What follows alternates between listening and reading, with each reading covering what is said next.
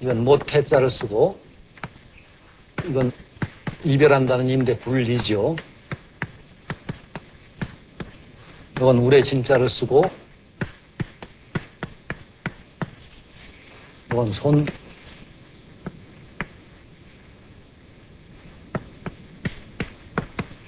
이건 감,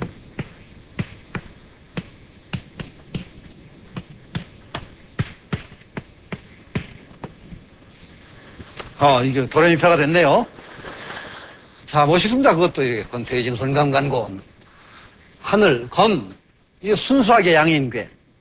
그 다음에 태, 제일 위만 음인괴.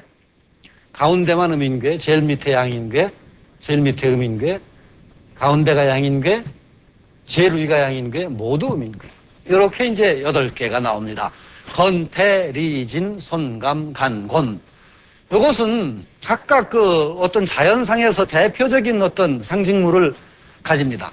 건은 하늘입니다. 하늘. 태는 못입니다. 연못.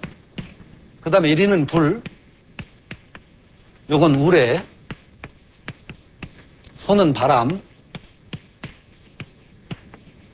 감은 물. 간은 산. 요건 땅입니다. 요것이 이제 주역의 가장 기본 원리입니다. 음양이 첫 번째 가장 근본 원리죠. 음이라고 불리는 것과 양이라고 불리는 기호, 구호. 이것을 3개 겹쳐서 8개의 괴를 만들고 요것이 8괴입니다. 8괴는 기본적으로 어떤 사물을 괴라고 하는 것은 다산 정약용 선생님 이야기하기를 괴라는 것은 사물을 여기다 걸어볼 수 있다는 겁니다. 건에다는 뭘 걸어볼 수가 있고 건에다는 뭘 걸어볼 수가 있다. 이게 건은 하늘이 걸리는 거죠. 하늘을 걸어볼 수가 있고 이렇게 되는 겁니다. 여러 가지를 걸어볼 수가 있습니다. 걸어보는 법칙이 있죠. 그리고 가장 근본으로 들어가면 음과 양이라는 부호가 가장 근본에 있습니다. 주역은 뭘 본따서 만들었다고 하는데 도대체 음양이라는 부호를 무엇을 본따서 만들었을까? 이런 괴, 이런 것을 도대체 무엇을 본따서 만들었을까 하는 데 대해서도 여러 가지 학설이 있습니다. 어떤 학자는 거북이 등껍질, 금 터진 모양을 자꾸 정형화해서 정리하다 보니까 이런 괴 모양으로 발전됐다라고 하는 사람도 있고, 첫째 음양의 부호를 정할 때 어떤 그것 상당히 유리한 학설인데 좀 야한 학설이지만 남녀의 성기를 본따서 만들었다라고 합니다. 이것도 상당히 유력한 학설입니다. 남녀의 성기라는 건 남자의 성기의 어떤 곧고 바른 모습하고 바로 여성의 성기의 어떤 결핍된 부분, 이걸 상징해서 음양을 상징했다라고 얘기도 하기도 합니다. 이거 그리고 상당히 광마략 같은 학자들이 주장하는 얘기인데 상당히 설득력 있는 주장입니다. 왜냐하면은 인간이 경험할 수 있는 어떤 가장 어떤 상대적인 것 중에 남녀의 어떤 교접에 의해서 사물이 생기고 자식이 생기는 것과 천지간의 기운이 융화해가지고 만물이 생기는 건 아주 비슷한 과정이라고 생각했거든요. 그러니까 음양의 상징을 각각 남자와 여자의 어떤 성적인 근본에서 찾았다고 하는 것도 상당히 설득력이 있죠. 그러니까 음양을 그렇게 찾으면서 여기에다는 또 음양에도 각각 걸어볼 수 있는 것들이 생깁니다. 남녀의 성기라고 생각해도 우리가 다 될 텐데 여기는 굳건함, 강하고 굳고 씩씩하고 이런 것이 여기에 다 걸릴 수가 있습니다. 여기는 부드럽고 유순하고 포용적이고 하는 것들이 다 여기에 들어갑니다. 음에는. 자, 하여튼 그래서 요것을 이제 음양을 각각 겹쳐가지고 8개의 부호로 만드는데 이 8괴를 복희 씨가 만들었다는 겁니다. 복희 씨가 지었다고 하고, 그 다음에 이 8괴를 각각 2개씩 겹쳐서 64괴를 만듭니다. 요거에다가 또다시 아무개나 겹칠 수가 있어요. 아무개나 겹칠 수가 있으니까 64개가 되어있죠. 88이 64입니다. 64괴로 겹친 것은 아까 얘기했듯이 이렇게 겹치면 6획으로 된 괴가 되죠.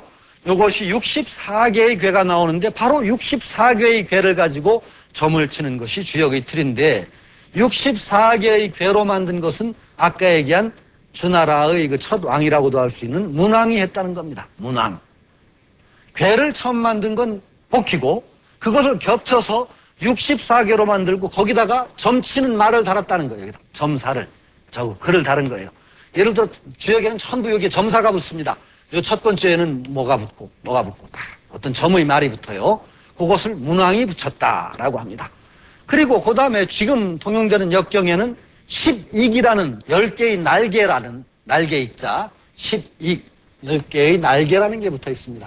뭐 문헌전, 대상전, 소상전, 뭐 단전 그래가지고 여러 가지가 있는 나중에 그건 제가 따로 소개를 드리겠습니다. 10익 날개익자입니다.